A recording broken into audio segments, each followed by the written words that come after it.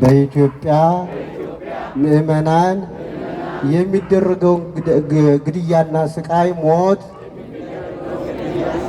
አስወግድልን።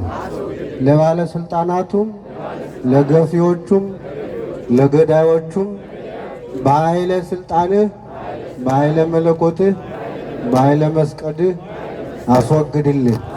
ገዳዮችን አስወግድልን። ቃሉ የእግዚአብሔር ቃል ስለሆነ ይሄ ከባድ ቃል ነው።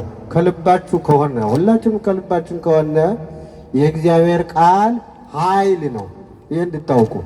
ስለዚህ ሁሉም በፍቅር ሆኖ በአንድነት ሆኖ ከፓትርያርኩ ጀምሮ ማለት ነው። እኔ ለመውቀስ ሳይሆን ፍቅር ስለሌለ መለያየት ስለበዛ ይህ ሁሉ መከራ በሀገሯ የሚመጣ ሰው ፍቅር ከሰው ልጅ ሲጠፋ ነው። እንድታውቁ እያንዳንዳችን ራሳችንን ለእግዚአብሔር ግልጽ አድርገን ብንቀርብ በአንድ ጸሎተ ማርያም በአንድ ዕለት በአንድ ሰዓት ክፉ ፈተና በኢትዮጵያ ያለው ነገር ሁሉ ይወገዳል።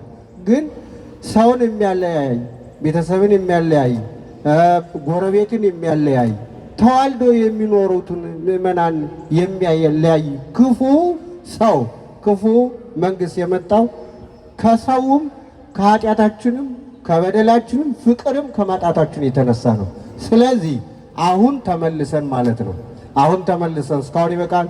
አሁን በአንድ ላይ ሆነን እግዚአብሔር ይህን ክፉ ፈተና ክፉ ያመጡትን ባለስልጣናት እንዲያስወግድልን እንጸልያለን።